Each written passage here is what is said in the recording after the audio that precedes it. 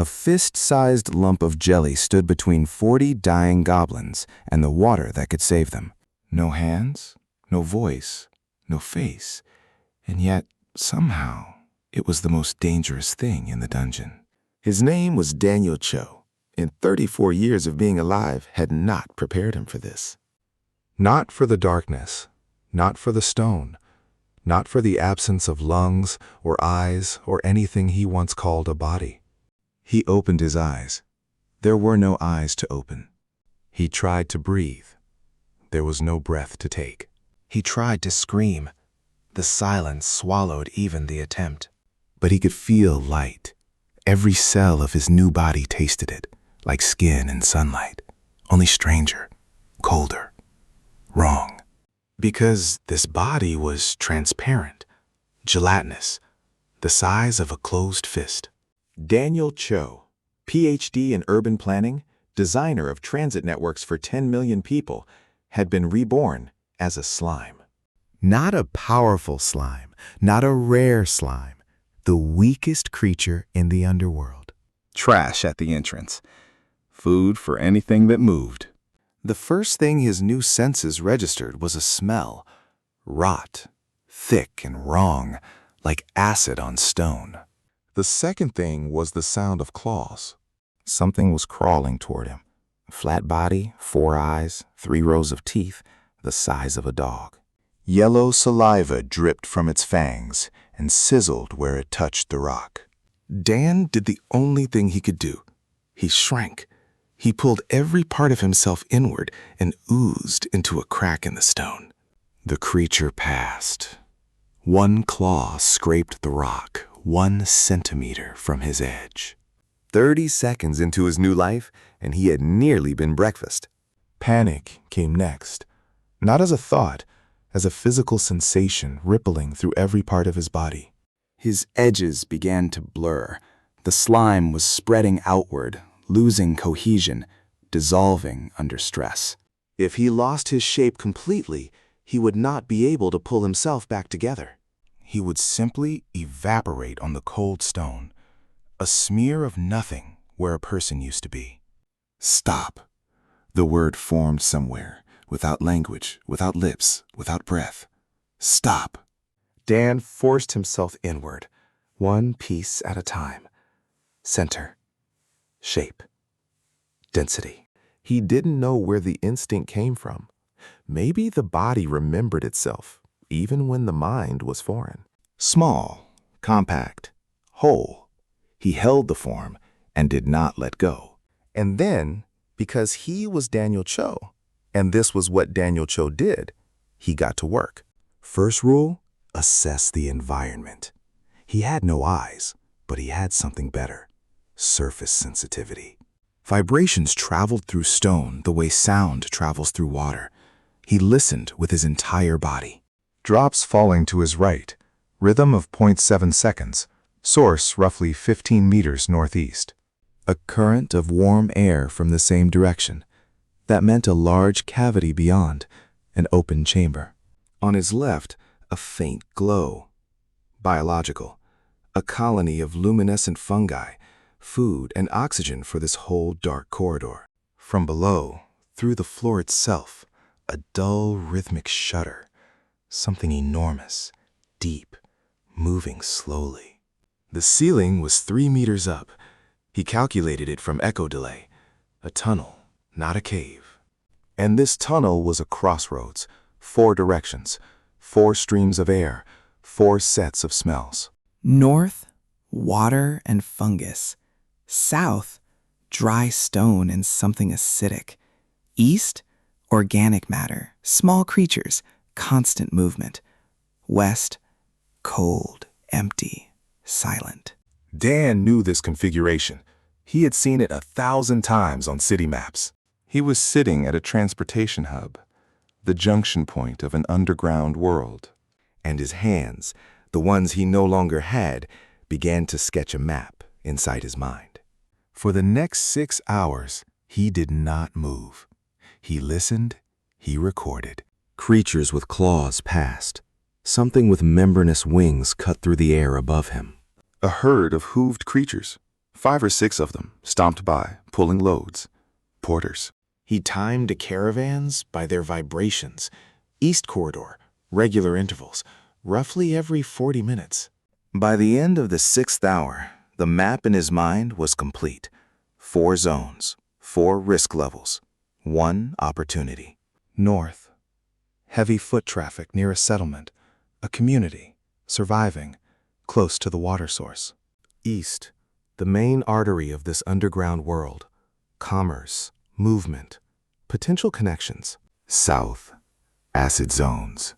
Dangerous. Avoid for now. West. Cold. Abandoned. Empty. The kind of place that city planners call a dead zone. Dan had spent his career on dead zones. He knew what they meant. He knew what they could become. But that was later. For now, hunger arrived, not as a thought, as pain. His body was tightening, losing transparency, the edges going dry and brittle. He needed organic matter. He needed it now. He crawled out from under the rock. The open tunnel felt vast and merciless. Every shadow was a predator. He pressed himself against the wall, made himself as flat as a coin, and moved north toward the fungus glow. The mushroom colony glowed pale green, thousands of fingernail-sized caps on the walls and ceiling, pulsing softly. He touched the nearest one with his body. The mushroom dissolved on contact. His slime absorbed it instantly. Energy surged through him like the first sip of water after a marathon. He ate 20 of them. Strength returned. He would survive. At least another day. On the way back, he noticed the wall beside him was wet, water seeping down in a thin film, following gravity. Dan followed the trail. It led through a crack too narrow for anything with bones. Beyond the crack was a small cavern, 2 meters by 3. In the center, a basin-sized puddle of clear water. A spring, underground, steady, clean. The water flowed from the basin's edge and moved north, toward the settlement he had already mapped. He followed the flow, and then he stopped. The water stopped too, halfway to the salmon. A collapse, a wall of fallen rock blocking the channel. The spring reached here and went no further. And 10 meters north, 40 creatures were dying of thirst because someone had simply never extended the pipe. Dan had seen this before, in Seoul, in Jakarta, in Lagos. A neighborhood cut off from infrastructure. The resource was there, the connection was not. Nobody had cared enough to build it. He returned to his crack in the rock and did not think about his own survival. He thought about systems, about the laws this world ran on, the same laws every city ran on. Resources, routes, bottlenecks, control points. He had already identified 4 factions controlling this underground world. The Crimson Queen's Court, the 7 Fangs, the Matriarch's Nest, the Bone Council. 4 predators, and beneath them, thousands of small creatures used as food, as labor, as nothing. Goblins, kobolds, roof walkers, all disposable. No one built for them. Dan fell asleep with one thought forming, slow and certain, like concrete setting. Tomorrow, he was heading north. The second day nearly killed him before it started. He was moving through the northern tunnel when the floor began to vibrate ahead. Something emerged from the darkness. Flat, wide as a table, a dozen legs, a centipede the size of a hallway. It filled the passage from wall to wall, ceiling to floor. There was nowhere to go. Dan pressed himself against the stone and went as thin as a sheet of paper. The centipede passed directly over him. Its belly slid across his body. One leg stepped on his edge. Pain, white and sharp. He did not move. He did not flinch. He held the form until the creature was gone. The lesson was simple. In this world, anything bigger can kill you, and in this world, almost everything was bigger. An hour later, he found the settlement. A small cave with clay walls and carved niches. Goblins sat in the niches, 40 of them. Green skin, large ears, huge eyes. Women, children, elders, a few warriors with bone spears. And they were dying. Their skin was flaking. Their movements were slow, conserving what little energy remained.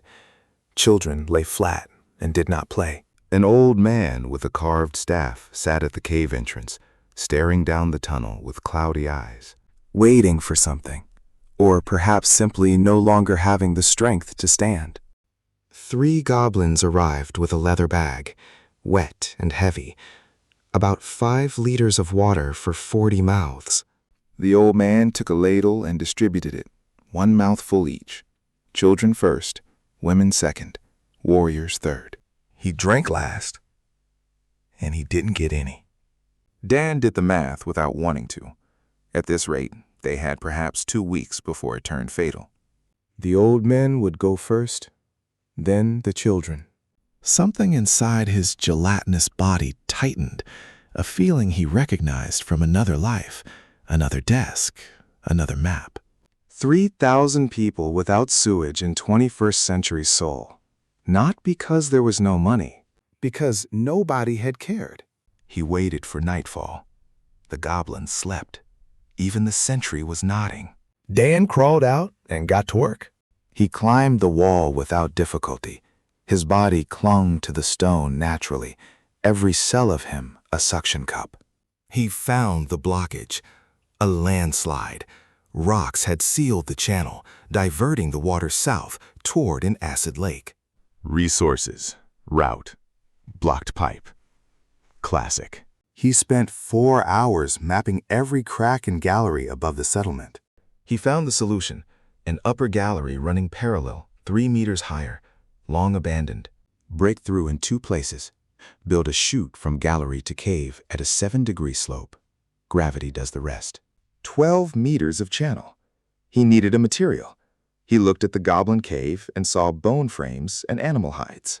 A frame of bones covered in hide, sealed at the joints with phosphorescent moss from the south wall. The moss was sticky, thick, acid-resistant, naturally waterproof, a perfect sealant, free, already there. The problem was solved. In his mind, the engineering was perfect. The minor detail was that he had no hands, no voice, and no way to explain a blueprint to creatures who had never seen one. He crawled down to the cave floor in the early morning. The goblins were still sleeping. He crawled to the open space before the niches and began to draw. He pressed his body to the stone and dragged it slowly, leaving a trail of glowing slime behind him. A line. A turn. Another line. Point A, the spring above, an arrow, the gallery, another arrow, the breakthrough point, an arrow down, the chute. Point B, the cave. Bones sketched near the frame, moss sketched near the joints, every detail accounted for. He worked for an hour. By the end, he was the size of a grape, almost transparent, barely holding shape. He had spent 1/3 of his mass, literally bled himself dry on the stone. But on the cave floor lay a complete, functional schematic for a water delivery system. The old man was first to wake. He stepped from his niche and stopped cold. He looked at the glowing lines on the floor. He looked up. He looked down at the slug. Barely visible. He dropped to his knees. He traced the lines with one finger. He began to murmur. The other goblins woke and crowded around. One poked Dan with a stick. The old man snapped at him sharply. The elder studied the diagram again. Point A, the arrows, point B. Something lit up behind his cloudy eyes. He understood. He stood, turned to the tribe, and spoke, quickly, sharply, pointing at the ceiling, at the wall, at the diagram. The goblins erupted into motion. Someone ran to the wall, someone climbed. The old man lifted Dan gently with 2 fingers and placed him on his palm. Dan lay on the green, wrinkled skin and, for the first time in his new life, felt warmth from a living being. The old man said one word. Dan did not understand the language, but he understood the tone. Thank you. The goblins worked for 2 days straight. Dan rested at the entrance, eating the mushrooms they brought him, drinking from a wet cloth. The old man, whose name was Grick, came every hour, pointing at the diagram. This piece, is it right? Dan crawled over and corrected it. On the second day, they broke through the upper gallery wall. Water rushed out, dirty at first, then clear. It ran down a chute of bones and hide, coated in glowing moss, 12 meters of slope, and poured into a carved clay basin on the cave floor. Full, clean, steady. As long as the spring flowed, the water would keep coming. No tribute, no middlemen. The goblins stood around the reservoir and said nothing. Then a child scooped a handful, drank, and cried. Grick turned to Dan, lowered himself until his forehead touched the floor, and spoke a long, solemn phrase. The whole tribe followed him down, 40 goblins kneeling before a fist-sized lump of slime. Dan did not understand the words, but one of them repeated, spoken by Grick like a name, and a second one emerged alongside it. He would hear it again from many mouths in many tunnels in the months to come. He who sees from above. That was his first name in Underlock. Water changed everything, and it changed fast. 3 days after the channel opened, the goblin cave was unrecognizable. Children ran, women cleaned the alcoves. Warriors walked with their backs straight, not hunched under the weight of thirst. Dan had proven this law in Seoul, in Jakarta, in Lagos. Turn on the water, and the neighborhood wakes up. Not in a year, in a week. The goblins fed him every morning. Grick placed mushrooms before Dan at dawn, a wet cloth at dusk. Dan ate and grew. Within a week, he was the size of 2 fists, more solid, faster. And the world had changed. Not in terms of light, but in terms of information. He was sensing vibrations from farther away, distinguishing smells he had not registered before. Strange symbols flickered at the edge of his perception. Translucent icons, like something loading, like something waiting.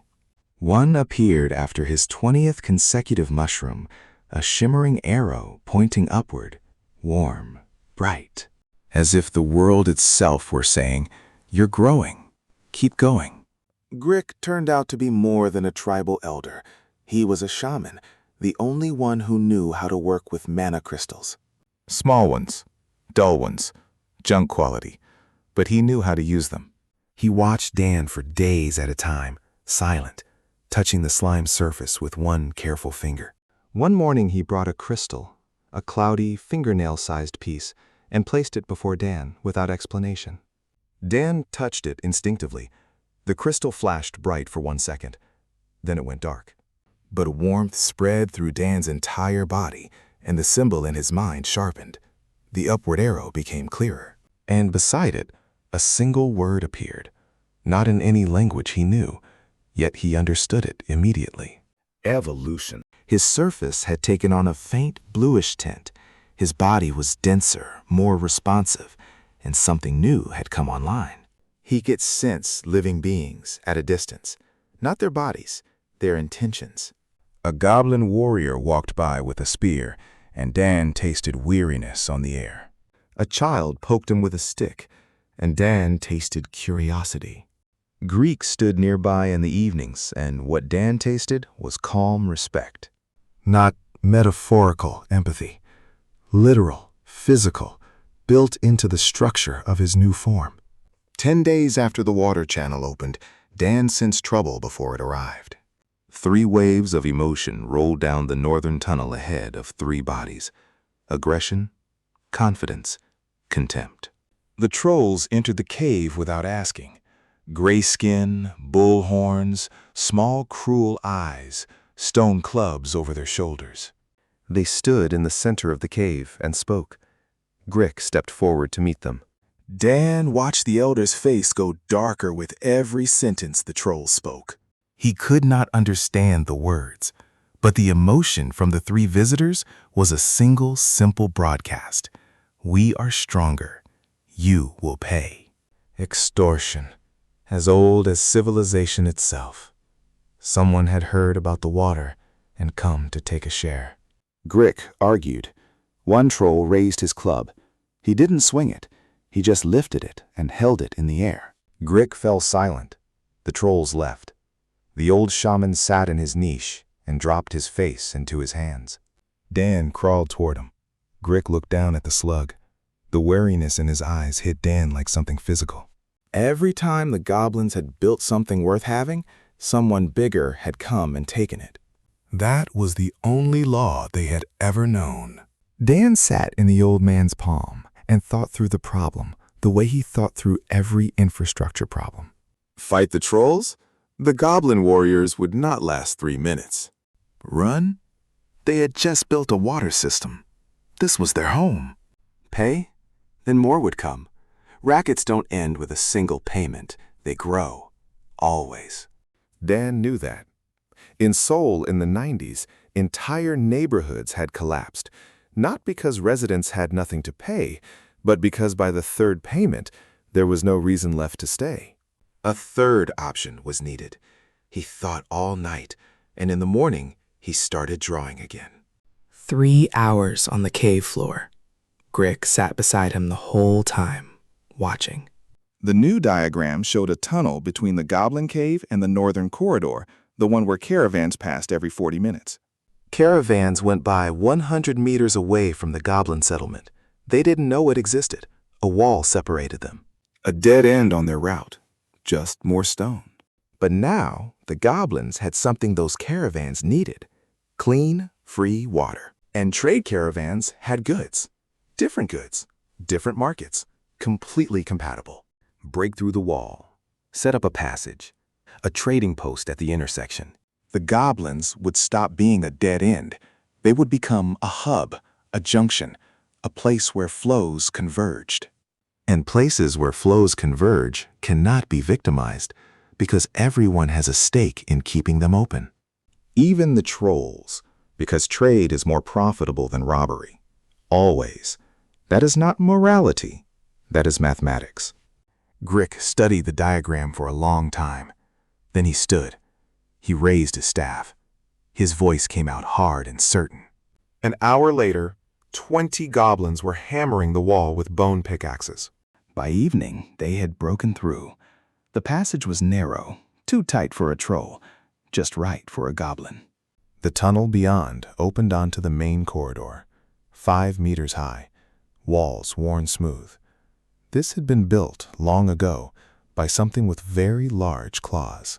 Cart tracks ran the length of the floor. Caravan routes, exactly as Dan had calculated. The first caravan came 20 minutes later, 5 rat men with a loaded sled. They saw the goblins at the new opening and grabbed their knives. Grick stepped forward, hands raised, holding a clay mug of water. The rat man leaders sniffed, looked at the water, looked at Grick, took the mug, drank. His eyes widened. Clean water in the dungeon. Free. No catch. 10 minutes of haggling. The result, 1 sack of dried fungus in exchange for the right to fill water skins on every pass. The second caravan arrived 40 minutes later. Beetle porters, heavy and silent. They left 3 pieces of worked stone. The third brought kobolds, craftier than the others. They offered information instead of goods. Which tunnels were safe, who controlled which sectors, where the traps were, which routes were fastest. Grick looked at Dan. Dan was trembling on his rock. Agreement. Grick nodded to the kobolds. Deal. By the end of that first day, the goblins had more food than they had seen in a month. 3 units of building material and a hand-drawn map of the nearest tunnels on a piece of cured hide. Grick sat by the new passage and counted on his fingers, bending them one at a time, murmuring. Then he turned to Dan and spoke with an emotion Dan had not felt from him before. Pure, childlike amazement. The old shaman who had spent his whole life in these caves had just witnessed trade for the first time. Real trade. not extortion, not barter. An exchange where both parties walked away satisfied. Dan lay on the rock, and for the first time in 2 weeks, felt something close to calm, a small warm spot in the center of his gelatinous body. It works. The same principles, the same law. Hub attracts flow. Flow creates value. Value creates protection. A city does not start with walls. A city starts with a crossroads. The trolls returned 3 days later. Same 3, same clubs. They squeezed through the new passage and stopped dead. The cave had changed. Stone masonry at the entrance, supplies along the walls, goblins who did not flinch at the sight of them. And standing at the passage, 5 roofwalkers filling their water skins, armed, unbothered, and not planning to leave. The trolls looked at the roofwalkers. The roofwalkers looked at the trolls. Grick stepped forward with a mug of water and a proposal. Dan could not hear the words, but he read the emotion perfectly. The same offer given to everyone else. Water, in exchange for guarding the passage against random predators. Work, not looting. The troll leader looked at Grick, at the ratmen, at the stone walls, at the goblins standing with straight backs. He thought for a long time. Trolls were not brilliant, but they were not blind. After 5 minutes, he nodded. He took the mug. He drank. He said the water was lousy. He accepted the deal. Dan watched from his rock by the wall. The troll who had come to take was now sitting at the entrance and guarding it. 3 species, 3 functions, 1 system. The crossroads was working. If he had a mouth, he would have smiled. Instead, he flickered slightly brighter than usual, and the bluish tint of his body deepened by 1 shade. Word traveled through the dungeon the way water finds cracks. 2 weeks after the passage opened, every caravan driver on the northern route knew about the goblin outpost. Clean water, safe stop, guards at the entrance. Traffic doubled, then tripled. Grick could no longer manage it alone. He needed translators, bookkeepers, managers. The goblins counted on their fingers. They ran out of fingers. Dan watched the chaos build and recognized the pattern immediately. Growth without structure is not growth. It is a countdown. He had watched spontaneous markets become cesspools in Seoul. 2 stalls become a dump in 30 days. Because no one thought about layout, about traffic flow, about zoning. The system needed hands. The hands arrived on their own. On his 20th day underground, Dan was sitting at the cave entrance counting caravans when he felt something new through his empathy. Not aggression, not curiosity, not greed, hunger, but not physical hunger. Deeper, darker, despair soaked in anger and wrapped in shame. A complex, layered signal. He turned. A figure stood at the entrance. Tall, slender, pale skin, black hair at the shoulder, eyes red as rubies. Black gloves, long cloak. She looked like an aristocrat who had wandered into a landfill. She surveyed the goblin trading post with an expression Dan classified as disdainful curiosity. A vampire, the first he had ever seen. She walked past the troll guard. The troll flinched. She did not look at him. Dan felt a wave of terror ripple out from the troll. This woman was dangerous. She approached the water reservoir. She ran a gloved finger along the clay edge. She sniffed the water. She grimaced. Then she turned slowly and surveyed the entire cave, the niches, the masonry, the supply system. Her gaze found Dan on his rock. She looked at the small, bluish slug for 10 seconds without blinking. Dan felt her emotions shift in real time. Disgust, surprise, interest, then calculation, cold and precise, like a scalpel moving through tissue. She walked over. She crouched. She spoke, low and measured, each word like the click of a lock being opened. Dan did not understand the language, but through empathy, he understood perfectly. She was asking who had done this, who designed the water system, who broke through the wall, who turned a dying hole into a working outpost. Grick stepped between her and Dan. His fear was palpable, but he held his ground, the old shaman protecting a slug. He pointed at Dan. He said something. The vampire raised one eyebrow. She looked at the slug, at Grick, at the slug again. Then she laughed. Once. Brief. Dry. Without warmth. She leaned close to Dan and said something quietly. He caught one word he recognized, the one Grick had been using. He who sees from above, said with an intonation that could be mockery or respect, possibly both.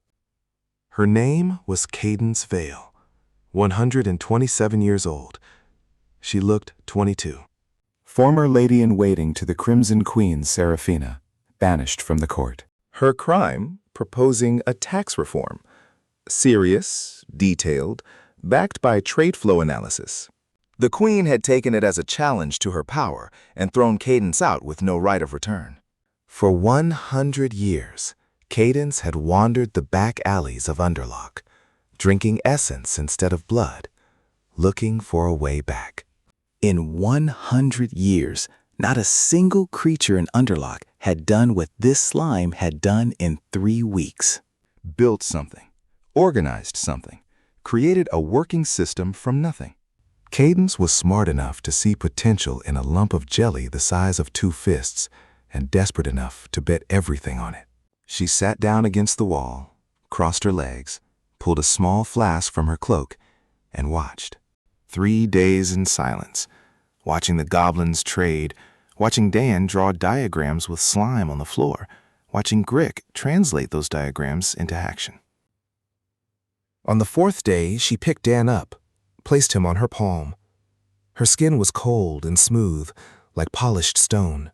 She spoke slowly, clearly, as if she understood he could not follow words and was transmitting meaning through tone and emotion alone. Dan understood through his empathy. She was proposing a contract. She would be his voice, his hands, his representative in every negotiation. She would translate, command, manage. He would plan. He would build through her. She would take a share, and when he became powerful enough, she would have a path back to the court. Not as an outcast, as the advisor to someone who mattered. Clean, cold, no sentimentality. Exactly the kind of deal Dan could work with. He considered his actual options. Remain a slug, drawing diagrams and hoping goblins could interpret them, or gain a vampire aristocrat who spoke every language in Underlock. Who knew every faction's politics, who had spent a century learning exactly who hated whom and why. Who had once been lady-in-waiting to the most powerful ruler in the underground world. The choice was not difficult. Dan jumped once. Cadence looked at the slug jumping in her palm. For the first time, she smiled. One corner of the mouth. Genuine. Everything changed. Cadence took control of the trading post immediately. She spoke every caravan language without effort. She haggled so well that the roofwalkers left feeling robbed and still wanted to come back. She set fixed prices, transparent. Water at this rate, a stop at this rate, security at this rate. No negotiation, no exceptions. Caravanners grumbled, then they paid, because the alternative was 4 hours to the next water source. And the vampire at the counter had no interest in stabbing anyone. That made her the most trustworthy dealer in the dungeon.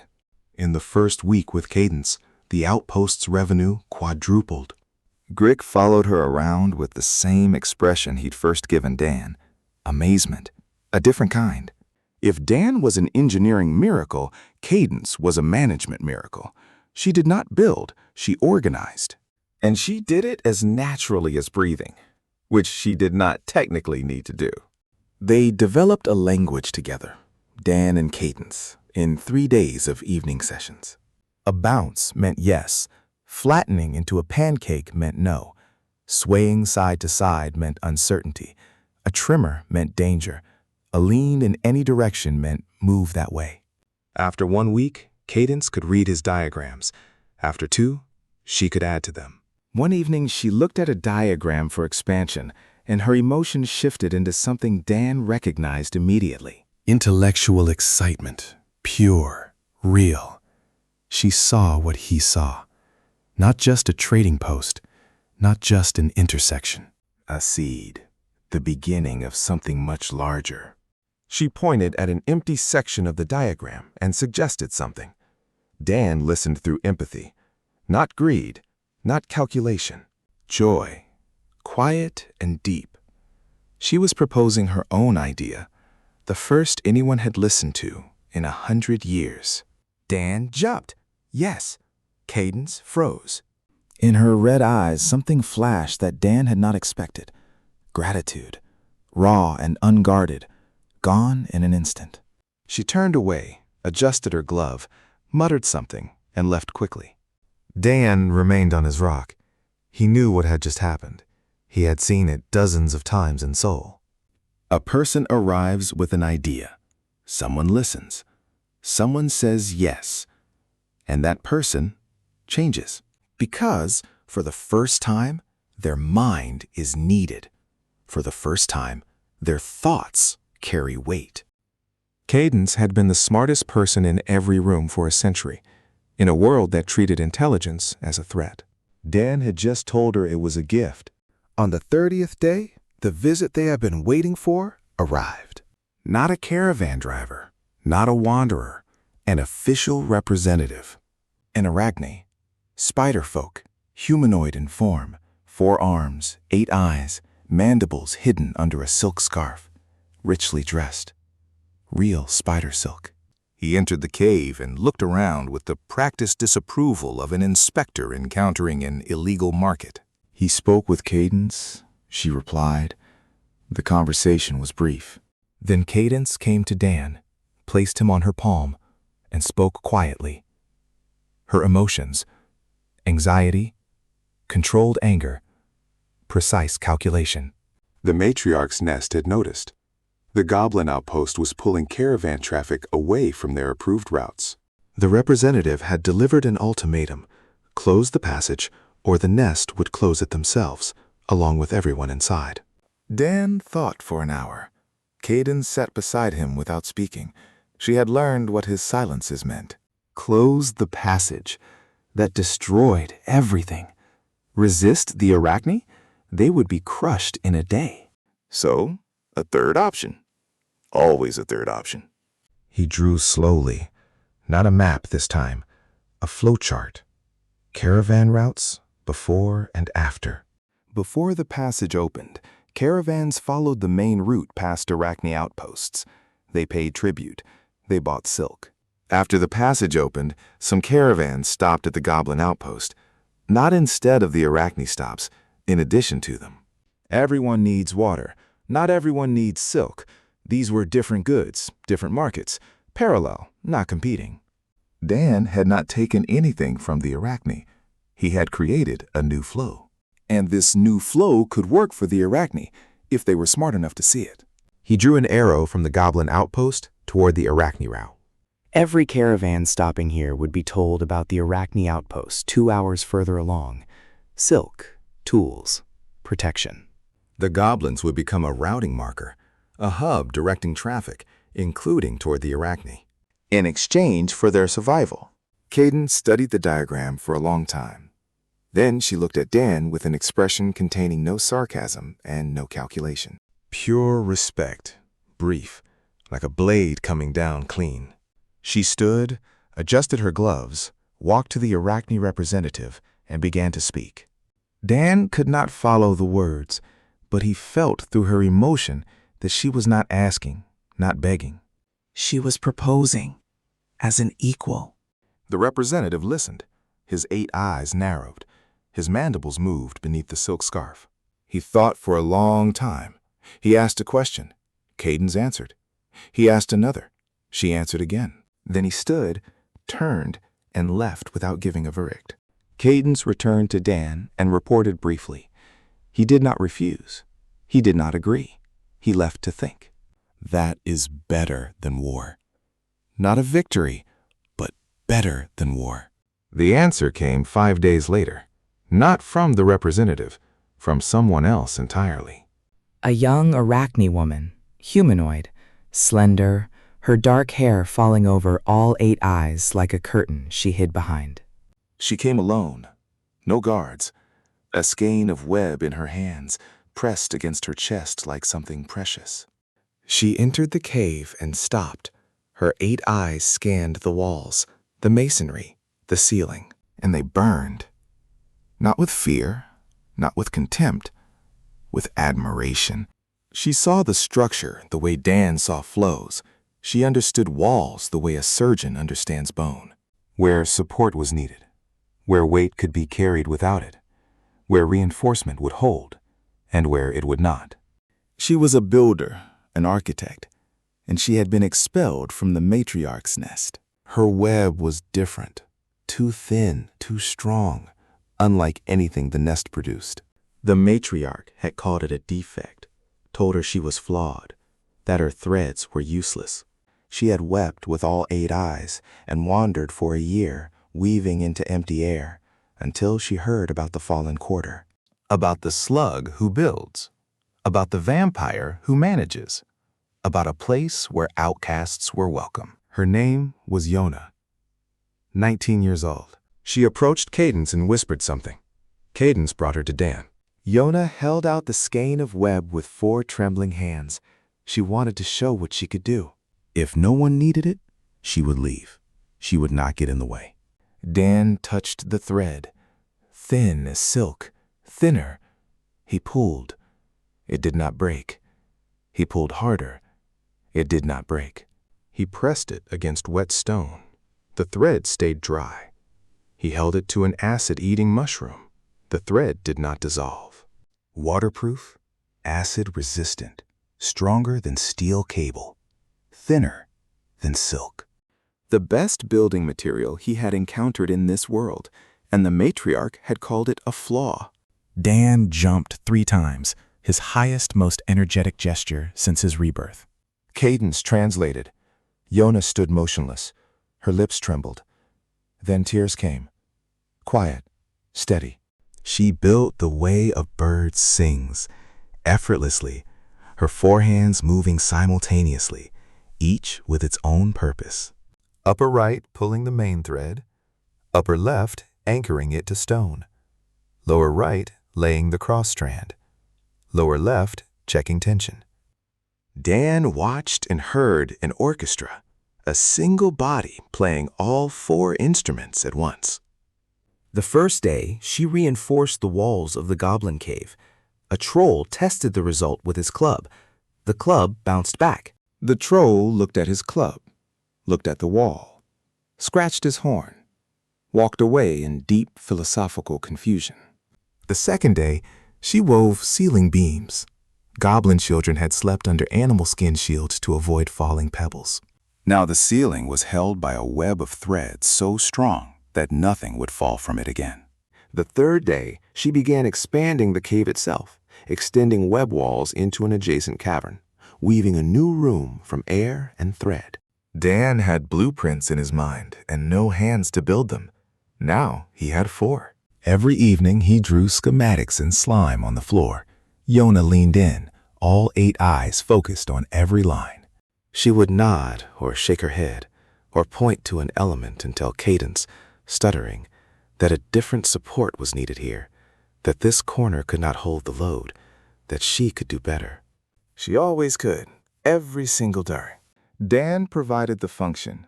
Yona provided the form. He said what was needed. She decided how. That was a real partnership. On the 40th day, Dan made a decision. The goblin cave had reached its limit. 40 creatures, 3 troll guards, a trading post, a small, thriving oasis in the underground, but still small.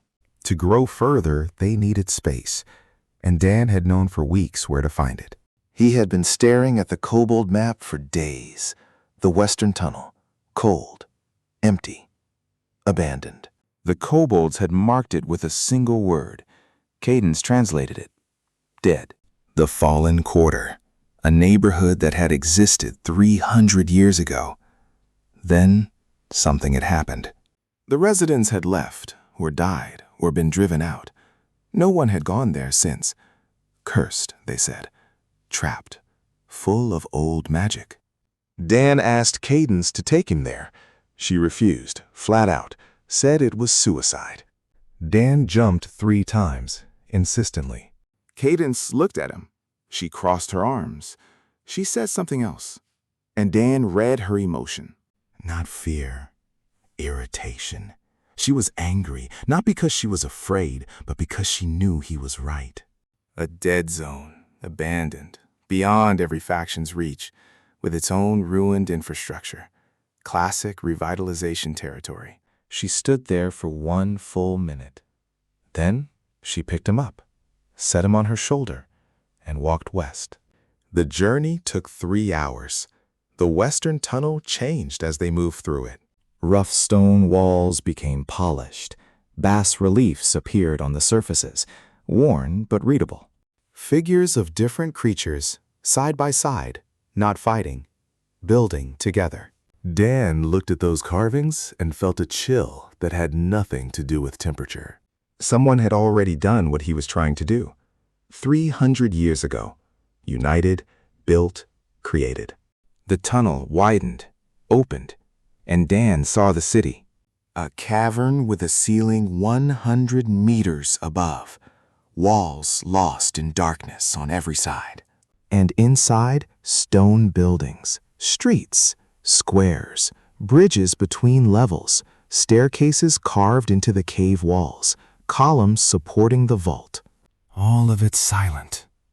All of it covered in dust and moss and wild cobwebs. But standing. All of it. Still standing. Dan looked at the street grid and felt recognition hit him like a physical force. These streets were not chaotic. They formed a network, nodes and connections, intersections and arteries. Residential zones separated from industrial, industrial from commercial, drainage channels along the streets, ventilation shafts rising to the ceiling. A planned city, professional, competent, built according to principles Dan had taught in Seoul. And it was 300 years old, in a world where monsters solved problems by eating each other. Someone had thought like him. Someone had known exactly what they were doing. Cadence stopped at the main square. Dan felt her emotion. Awe. Even her. Cynical, unshakable Cadence. Frozen. The square was enormous, a dry stone fountain at its center, administrative buildings in a semicircle around it. Dan counted what he saw. This place could hold 5,000 residents, maybe 10 with proper restoration. It was not a neighborhood. It was a beginning. But something was wrong. The city was too well designed for a world that had never understood planning. Inscriptions on the fountain walls, symbols in radial symmetry, like spokes of a wheel, all pointing inward. Dan followed their direction. Every line in this city converged at a single point, below the square, below the foundation. Something was down there. Something around which all of this had been built, like rings around a core. He filed the thought away. Not now. Now he had a city to assess. He spent 3 days crawling through the Fallen Quarter. Every street, every building, every collapsed tunnel. Cadence carried him when distances were too great. Yona arrived on the 2nd day, sent by Grick with 5 goblin scouts. She walked into the dead city and froze. She touched the nearest wall with all 4 hands and whispered one word. Cadence translated. Beautiful. On the 3rd day, Dan drew his largest diagram yet, a full restoration plan for the square, in dust, in detail. Phase 1. Water. Find a source, restore the canals. Phase 2. Ventilation. Clear the shafts, establish airflow. Phase 3. Housing. Restore the first 10 buildings, capacity for 50 residents. Phase 4. Trade. Connect the Fallen Quarter to the Goblin outpost. Link the 2 nodes. Extend the network. Cadence translated for the assembled group. Goblins, Yona, the troll who had followed out of boredom. Everyone listened. Everyone was part of it. Phase 1 took 3 weeks. Yona found an underground stream beneath the square. Goblins dug. The troll hauled stones too heavy for anyone else. Dan directed from a rock, bouncing and leaning, every movement a command. Cadence translated his movements into spoken orders. It looked absurd. It worked perfectly. The water started flowing on the 20th day. First dirty, then cleaner, then clear. It gushed from the stone fountain basin and ran along the channels in the streets, just as it had 300 years before. As if the city had been waiting the whole time for someone to come back. The goblins stood around the fountain and were silent. The troll dipped his hand in and grunted. Yona sat on the fountain's edge and cried quietly. She always cried quietly. Cadence stood to one side with her arms crossed, but Dan felt her emotion. Pride, warm, real, hidden behind stone. Dan lay on the fountain edge and let the water flow over his body. Cold, fresh, alive. The city took its first breath in 300 years. Phase 2 followed immediately. Ventilation shafts clogged with debris, mushrooms, and nesting creatures. The goblins could not handle it alone. Then help arrived from the northern corridor. The rat folk who traded at the goblin outpost, they heard about the construction and came to look. They stayed, not out of kindness, out of calculation. A new district meant a new market and new routes. 5 rat folk became 10. 10 became 20. Their claws were built for clearing shafts. They cleared them fast. By the end of the second month, 80 creatures lived in the fallen quarter. Goblins, rat folk, 3 trolls, Yona, Cadence, Dan, a dozen wanderers who had followed the scent of water and stayed for the scent of safety. Dan established 3 rules, communicated through Cadence. First, do not eat your neighbors. Second, settle disputes with words, not fangs. Third, everyone works, everyone eats. The goblins accepted without debate. They were peaceful by nature. The rat folk accepted after Cadence explained that violators would not be executed. They would be banished. And banishment from the only safe place with free water was worse than death. The trolls did not understand the rules, but they did not break them. Trolls had never eaten their neighbors anyway. They ate rocks, literally. Minerals from stone were their diet. The problem came in the 3rd month. Not from outside, from within. 2 roof walkers fought over a market stall. One bit the other. Blood, screaming, panic rippling through the quarter. Cadence separated them with a single look. Her vampire gaze hit roof walkers like a bucket of ice. But the incident remained, and Dan knew it was only the beginning. 80 creatures, 5 species, tight space, no formal law. A pressure cooker with no valve. He sketched for 2 days. The solution was simple. A council.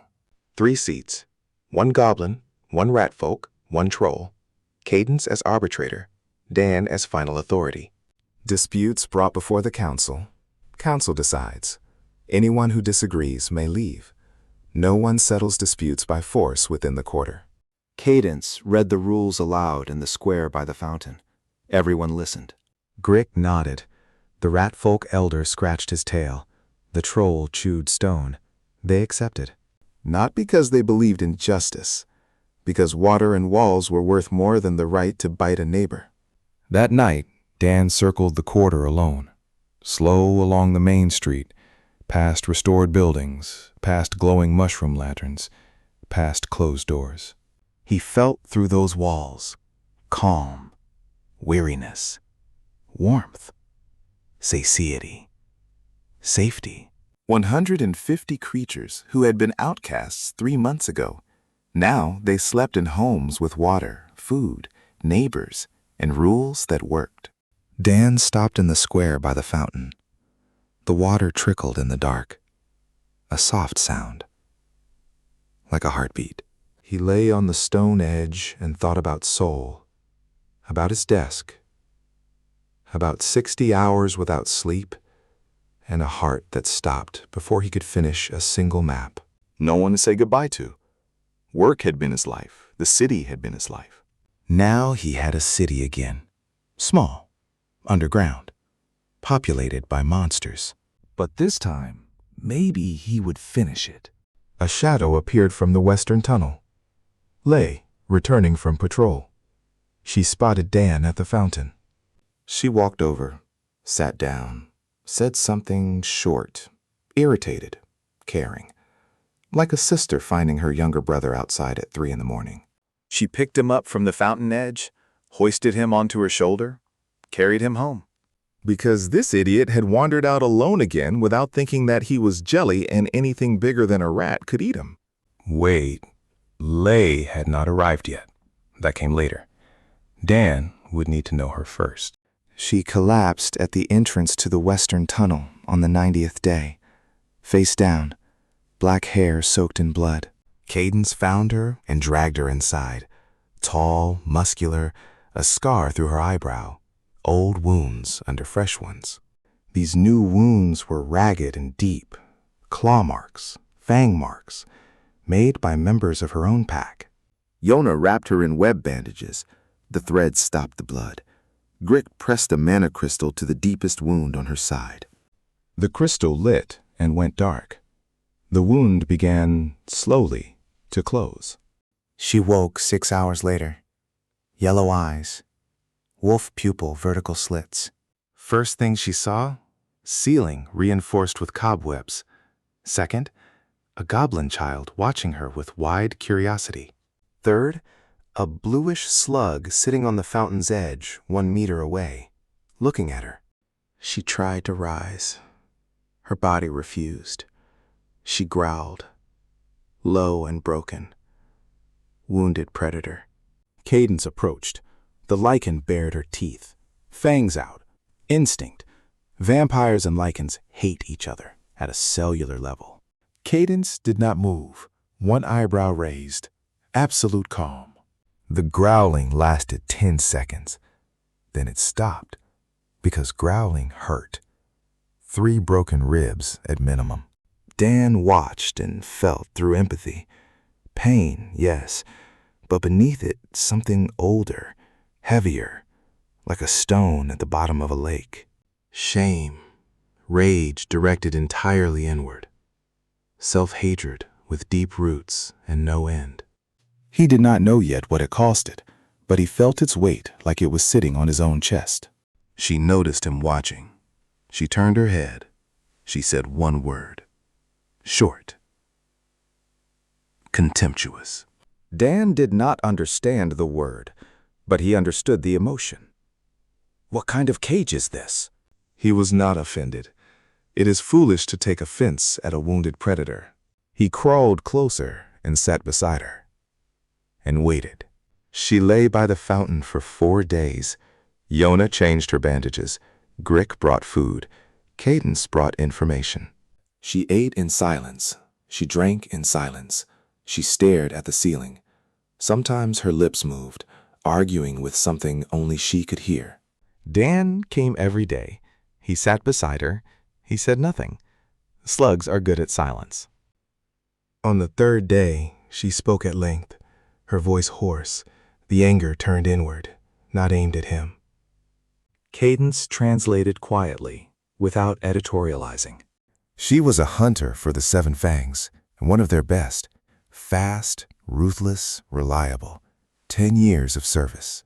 She had killed on command without questions. A good soldier does not ask questions. Then came one routine order. Clear a border burrow.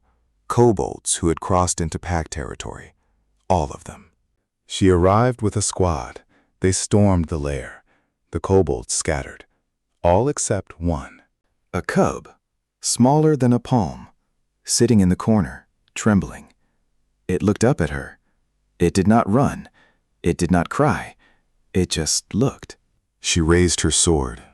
The squad leader waited behind her. The order was clear. All of them. No exceptions. She struck. Cadence stopped translating. In the silence, lay on her back, staring at the ceiling. Her face was flat, empty. Dan felt what was under the surface. Darkness. Viscous. Like tar. Heavy. Like stone. She had followed the order, and then she had stopped tasting food. Literally. Meat, fish, mushrooms, all cardboard, all nothing. As if a part of her had died with the cobalt cub and taken her appetite with it. She endured for a year, then 2. By the 5th, she ate only to stay alive. By the 10th, she no longer knew why she should. The pack noticed the loss of will before anything else. A hunter who doesn't want to hunt is useless. They beat her. They threw her out. She walked without direction. She ended up here. Dan lay beside her for a long time after Cadence finished. He could not heal her. He could not undo what she had done. But he knew one law. Physical wounds are healed by medicine. Inner wounds are healed by the environment. By a place, by people at a shared table, by warmth, by the sound of strangers laughing, by children running in a hall. The same things that bring a dead neighborhood back to life are the things that bring a dead person back. He started building a dining hall.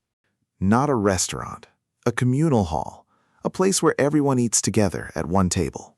He chose the large building by the fountain, a former trading space with wide doors and a high ceiling. Yona cleared it and reinforced the walls. The goblins hauled stone slabs for the tables. The troll hewn benches from solid rock. Dan thought through every detail. Wide entrance so a troll could walk through without bending. Tables at 3 heights. Low for goblins, medium for roofwalkers, high for trolls. Soft light from lantern mushrooms on the walls. Not bright, not dim. The word Dan used in his mind was cozy. And the smell. He asked Grick to find something pleasant. The shaman returned with an underground variety that smelled like cinnamon and honey. Hung by the entrance. Everyone who walked in would exhale slightly, would relax before they even sat down. The dining hall opened on the 100th day. Creatures came in hesitantly, looking around as if expecting a trick. For the first 10 minutes, every species sat at separate tables, silently, watching each other sideways. Then the rat folk cook rolled out a cauldron. The smell hit the room. Mushroom soup, warm and rich with underground herbs. Stone bowls were ladled out. Rough. Clean. The first goblin child approached, took a bowl, and sat at the nearest available seat, next to a troll. The troll looked at the child. The child held out a piece of bread. The troll took it, grunted, ate. Something shifted, slowly, like ice in early spring. Someone moved seats, then someone else. Half an hour later, the tables were mixed. Goblin beside roofwalker beside troll, eating together, silently, but together. Lay sat in the corner alone, bowl in front of her. She stared at the soup and did not eat. Dan watched from across the hall. He felt her through empathy. Still the same darkness, but something else now at the very edge. A faint ember at the bottom of a well. She lifted her spoon, scooped some soup, brought it to her mouth, swallowed, and froze. Her eyes widened. She scooped more, then more. She ate quickly, greedily, like someone who had not tasted food in years. Because she hadn't. Not really. Not like this. Not because the soup was special. Mushroom broth with herbs. Simple. But she was eating it in a place where no one devoured anyone, where a child gave bread to a troll, where creatures sat side by side and shared from the same pot. A place where you did not have to kill to eat. Something inside Layla Song-Hyun loosened. By a millimeter, by a fraction of a fraction, but it loosened. She set down the empty bowl. She looked at Dan across the length of the hall. Yellow eyes meeting eyes that did not exist. She did not thank him, did not nod, did not smile, But the ember at the bottom of the well grew slightly brighter. She came back the next day, and the next, and the next. A week later, she moved from the corner to the communal table near the goblins. They were afraid of her at first. She was 3 times their size. She ate in silence, touched nothing, and after 3 days, the goblins got used to her. 2 weeks after that, Lay asked Cadence a question, short and direct, chopped like a sword blow. Who guards the perimeter? Cadence told her, no one. Goblins are weak, trolls are careless, rat folk are cowards. Lay was silent. Then she said one word. Cadence translated it. I will. Not an offer, a fact. She stood, walked out of the dining hall, and posted herself at the quarters gate. Arms crossed, feet shoulder-width apart, back straight, yellow eyes fixed down the tunnel. She stood there until morning. When Dan crawled out at dawn, Lay was in the same position, and beside her lay the creature with 3 rows of teeth and 4 eyes. Neck broken, clean, one motion. Lay looked at Dan. He felt her. Not pride, not aggression. Calm, quiet, steady. For the first time in her life, truly calm.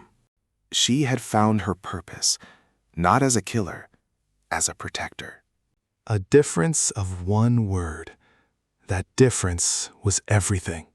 The team was complete. Cadence, voice, diplomat, manager. Yona, hands, architect, builder. Lay, shield, guardian, the wall that stood so others could sleep. Grick, elder, mediator, memory of the old ways. Dan looked at them and saw what he had seen in Seoul, looking at his best project team. Not a collection of specialists, a team, each one covering the other's weaknesses. Cadence cold but Yona warm, Lay hard but Grick gentle, Yona timid but Cadence bold. Together they could do what none of them could do alone. By the end of the 3rd month, the population had reached 150, 5 species, growing. 3 stone elementals had grown into the walls of one building and become living supports. Yona adapted her plans for them. They did not mind. They liked being part of something. Dan designed 2nd, 3rd, 4th residential blocks, common spaces between them. 3rd places, he called them in his mind. Not home, not work, a 3rd place where you are not a guest of anyone, where you simply exist among others, equal. Then, on the 120th day, Cadence carried him into Nektorum for the first time.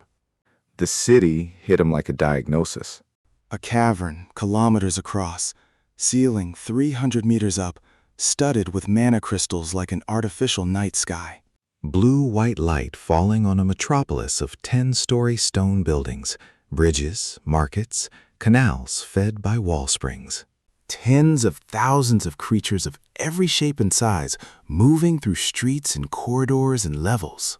Nektorum was alive, noisy, chaotic, and sick. Dan saw it the way a doctor sees disease in the color of skin. The city was built in rings around a center. Inner rings, wealthy, clean, bright. Outer rings, dark, crumbling, overcrowded, without water. Resources flowed in toward the center and never returned. A classic model. He had seen it in every 3rd megacity on Earth. It always ended the same way, an explosion. The only variable was when. From the observation deck at the cavern's edge, Dan mapped the whole city in his mind. Population roughly 40,000. Infrastructure, centralized water controlled by the Arachne. No sewage, no transport network whatsoever. An Arachne patrol crossed the city in 6 hours. 6 hours for 3 kilometers. In Seoul, that distance was 20 minutes by subway. At the city center, pulsing beneath everything, the heart, a massive mana crystal powering all light, heat, and magic in Nektorum. Without it, the city went dark in a day. And from outside gathering slowly, the Order of the Silver Dawn, paladins, monster hunters, assembling an army. If they came, it would not be a cleanup. 40,000 creatures, women, children, elderly, all targets. Dan returned to the fallen quarter and drew all night. Not a diagram, a map. All of Nektorum from memory. Every level, every district, every tunnel. Mana flows, water channels, faction zones, dead zones, pressure points. By morning, half the square was covered in glowing lines. Dan lay in the center, nearly transparent from the effort. Cadence stood over the map for an hour without speaking. Then she said one word. He felt her emotion, admiration, deep and quiet. Someone had drawn Nektorum for the first time as a whole system, not a collection of territories, a living organism, arteries and veins and diseased organs. Dan pointed to 3 spots on the map, 3 dead zones, 3 neighborhoods dying not from war, but from disconnection. Mushroom farms cut off by a pack taking 30%. An artisan quarter blocked from its own market by 2 levels of controlled territory.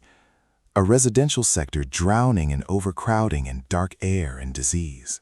3 tasks, 3 proofs that his methods worked beyond a single goblin cave. The Bone Council sent them Min-Soo Kim on the 140th day, 25 years old, a lich, a scholar, a question asker in a world that preferred obedience.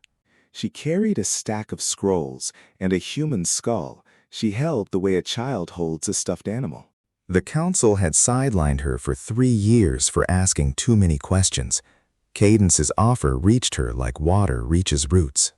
Dan pointed her toward the mark beneath the fallen quarter square, the point where all the city's lines converged. Min-Soo adjusted her glasses and recognized it immediately. Something was buried there.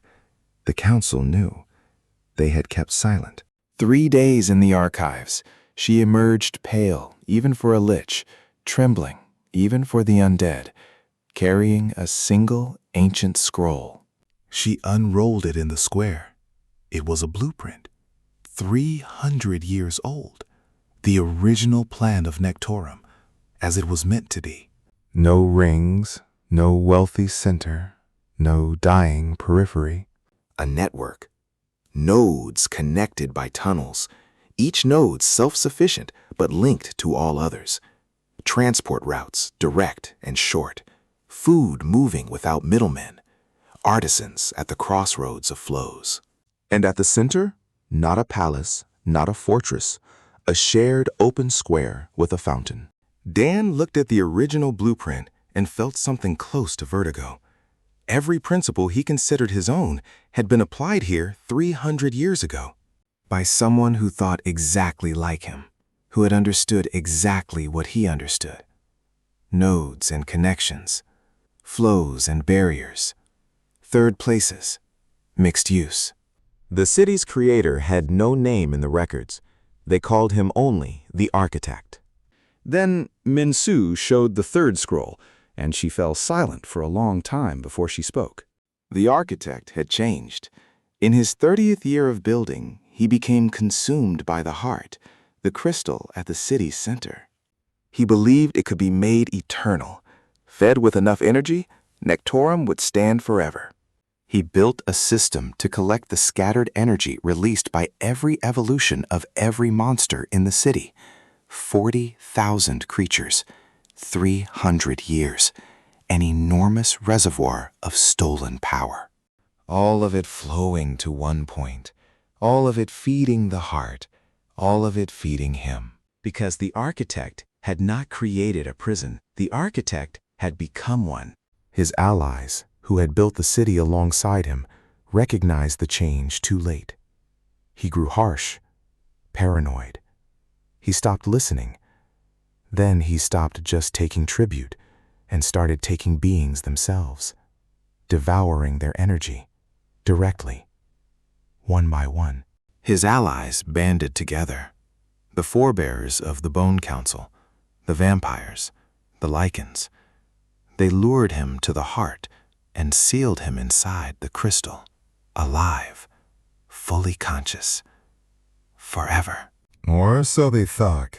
300 years inside the heart, aware, feeding on the very system he created. Every evolution in Nektorum strengthening him slowly, draining the crystal from within. The mana crystals dimming, the breaches growing more frequent, the city dying, and no one understanding why. Because the Bone Council knew, and they had chosen silence because the truth was too dangerous. If the city learned that their power source was a prison, that their energy fed a sealed monster, that the founder of Nektorum had become its curse, there would be panic, war, the end. Minsu fell silent. She looked at Dan. There was no fear for herself in her eyes. The fear was for him. Dan lay in the square, small and still, and the team stood around him. Cadence, stony, Yona, wide-eyed, Lay with her fists closed, Grick with his eyes shut, Minsu clutching her skull. He thought about the architect, an outsider who had understood cities in a world that did not, who had built from the same principles, who had the same dream. And who had shattered under the weight of knowing more than anyone else, with no one to share that knowledge with, no one to say no, no one to push back. He looked at his team, at Cadence, who argued with him, at Yona, who said she could do better and was right every time, at Lay, who dragged him home at night, at Grick, who shook his head when he disagreed, at Minsu, who asked questions no one wanted to answer. They were not subordinates. They were partners. They did not let him become the only one. The first architect had been alone. Dan was not alone. That was the difference. He hoped it was the difference. In the weeks that followed, the 3 dead zones came alive one by one. The bypass tunnel beneath the mushroom farms. 21 nights of work by mushroom hunters, trolls, Yona's web as rebar, Minsu's runes redirecting a mana clot that had blocked the passage for 3 centuries. The clot became a light source instead of an obstacle. The tunnel walls glowed blue as the energy was channeled around it rather than through it. The mushroom farmers had worked in darkness their entire lives. They stood in the blue light and could not speak. The elder, who had not believed, dropped his forehead to the floor. He gave Dan a second name. He who brings light down. The artisan lift, Yona's spiderweb ropes, a stone counterweight, a platform that rose 2 levels straight to the market. A troll blacksmith stepped off the platform, looked down at where he had come from, and laughed. For the first time in his life, his goods went directly to market. Prices dropped, quality rose. The artisan quarter came alive in a week. 2 months of work, 2 connections, 2 neighborhoods that had been dying, now breathing again. And Nektorum's court noticed. Revenue was falling. Caravans were taking new routes. Someone was changing the city without permission. The Crimson Queen Seraphina sat on her throne of living blood and listened to her spies' reports in silence. Then she said 2 words. Find him. Ivy Thorn arrived during the ceiling's tears, Nektorum's once-monthly drizzle of condensation. Everyone else had hidden. She had not. Lay found her at the western tunnel entrance, 17 years old, green hair that dripped like liquid, skin pale and greenish, half human, half slime. She had grown up belonging to nothing. Too human for the monsters, too monster for any human she might ever meet. She had spent 17 years learning to steal food, to sleep in crevices, to expect that every kindness was a trap. Lay brought her to the dining hall, set soup in front of her, sat across and waited. 5 minutes. The girl lifted her spoon. 10 minutes. The bowl was empty. 15 minutes. She was crying. Sound listening. Tears slightly sticky, like slime. Dan asked Cadence to bring her to him. He approached her slowly. She flinched, but held her ground. He touched her hand. Her skin was warm and slightly sticky, like his. She felt it. Her eyes widened. For the first time in her life, she was touching something made of the same material as herself. Dan jumped. Cadence translated his message. You are not a mistake. You are a bridge between the surface and the underground, between what was and what could be. Now go eat. You are too thin. Ivy stood unmoving. Then she pressed him to her chest with both hands, tightly, like the only thing she had. Dan felt the emptiness inside her crack. Not break, crack. The first fracture through which something more might one day seep. She stayed. She was given a room. She slept for 2 full days. On the 3rd day, she went to Cadence and asked what she could do. Cadence looked at her. Small, fast, 17 years of running through every alley and crevice and secret passage in Nektorum. She knew this city from street level, from the level of those who go unnoticed, the homeless, the children, the forgotten. She became Dan's eyes throughout the city, running every day, listening, reporting back through Cadence. Through Ivy, Dan learned things no faction spy had ever seen, because spies looked down from above. Ivy looked up from below. And through Ivy, he learned that the 7 Fangs had noticed the missing revenue. The pack was hungry. When predators go hungry, they go looking for someone to blame. The fallen quarter had built a city in the dark, block by block, rule by rule, creature by creature. 170 residents, 5 species, water, trade, law, safety. A dining hall where children gave bread to trolls. Now Nektorum was stirring. Factions were watching. A queen was sending searchers. A pack was sharpening its claws. And beneath the square, sealed in a crystal, a monster who had once tried to do exactly what Dan was doing, waited and grew stronger with every passing evolution. Dan sat on the fountain edge in the quiet of the late underground evening. Water trickled past him. The city breathed around him. 170 creatures sleeping safe behind Yona's walls and Leia's eyes. He thought about the architect again, about the moment when building becomes possession, when protecting becomes controlling, when knowing too much and carrying it alone becomes a prison of a different kind. He thought about his team, about the way Cadence still argued with him every 3rd evening and was right half the time, about Yona saying she could do it better, and the way that phrase had stopped making him bristle and started making him listen, about Lay, who dragged him back from the fountain every time he sat there past midnight, grumbling, about Grick and his slow, patient nods, about Minsu and her skull and her endless questions, About Ivy, asleep in her woven room, dreaming for the first time without one ear open for danger. A slime the size of 2 fists had arrived in this world. 34 years of experience, and no body to use it with. No voice, no hands, no face, no title, no strength. But the water ran through channels he had designed. The streets followed grids he had mapped. The walls stood on structures he had planned. And the creatures sleeping behind those walls were not his subjects. They were his city. There was a threat above and a monster below, and a queen looking for him, and a pack sharpening its hunger. The heart was draining. The crystals were dimming. The order was coming. Everything was about to become harder. Everything was about to ask more of him than drawing diagrams in slime on cave floors. He knew that. He had always known that. Knowing the shape of a problem was never the hardest part. The hardest part was staying yourself while you solved it, not becoming the thing you were trying to fix. Dan lay on the stone beside the fountain, small, blue-tinged, glowing faintly in the dark. Lay's footsteps sounded in the tunnel behind him, right on schedule. She appeared from the shadow, spotted him at the fountain, and her emotion rolled over him through the empathy, irritation, care. Familiar combination. She sat beside him for a moment. She did not rush him. She just sat.